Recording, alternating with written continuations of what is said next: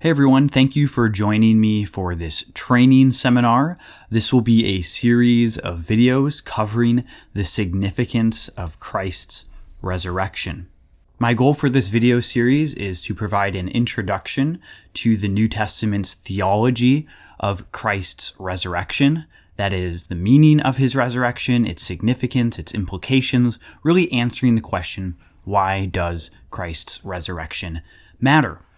As evangelicals in the Western tradition, we are oftentimes good at understanding and thinking on and teaching the meaning of Christ's death, the significance of his death as it pertains to accomplishing our salvation, why Jesus' death on the cross matters.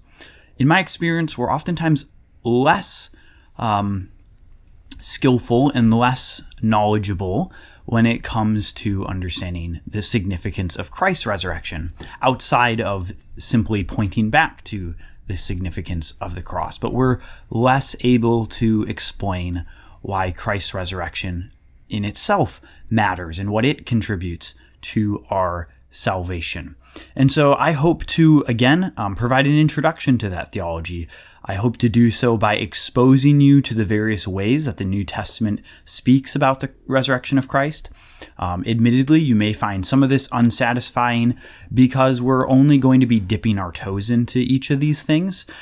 Each of these points that we'll look at could be a whole lesson and series in and of itself. But really what I hope to do is simply expose you to the different ways that the scripture speaks about Christ's resurrection and why it matters, to just kind of give you an introduction and to alert you to these things, to make you aware of these things so that hopefully your interest will be piqued and you'll want to do further study, or just as you read scripture, your awareness to these things will be established. So as you read scripture, you can read in light of some of these themes and your knowledge can increase over time. So this is sort of just meant to be an introduction in that sense.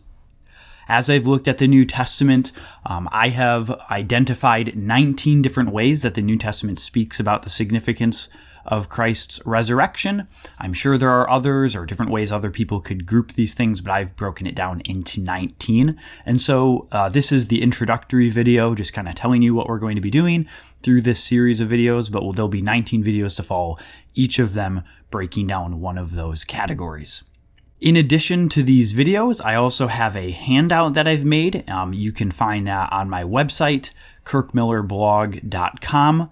I'll be posting these videos there, but in case you're on YouTube, if you go to my blog and find these set of videos there will be a handout as well that you can download. You can use that to fill out as you go, fill in the blanks and study, take notes, as well as there are other scripture references that I include on that handout that I don't specifically mention in the videos that you can use for further study. Speaking of further study, if you are interested in studying this issue further, let me recommend some resources to you. First of all, I have a paper that I wrote that goes over and provides a brief account of the Bible's theology of resurrection. I will link to that in the notes of this video series and on my website where I post this. Also, you might check out Mitch Chase's brief book on theology of resurrection in Scripture. That book is called Resurrection Hope. That is a briefer treatment. In terms of more academic treatments, Richard Gaffin has an amazing book called Resurrection and Redemption. This is more academic and technical. This book is also pretty short still, but admittedly more technical, so just be aware of that. But super good book, highly recommend it. I also did a podcast with Dr. Gaffin on Paul's theology of resurrection. I will link to that, but you might check that out as well. The Dutch theologian Geerhardus Vos has a book, Pauline Eschatology, that has been super influential in this area of study and very good. Again, more technical, so just be aware of that. G.K. Beale, Gregory Beale, has a forthcoming book. So at the time of this recording, this book is not out yet, but it is going to be published. That book is called Union with the Resurrected Christ. That also deals with many of these themes, and I trust that that book will be super helpful, as Dr. Beale, and as much as he's written on this in the past, has been very helpful. N.T. Wright has a book called Resurrection of the Son of God, which by many is considered to be a gold standard as it relates to understanding the theology of Christ's resurrection, as well as the defense of Christ's resurrection. That book is very large, though. I believe it's over like 500 pages, so just a heads up on that. And then I also love to recommend Athanasius's book on the Incarnation. This is from the early church, and he's specifically answering the question why God the Son became a human being, the Incarnation.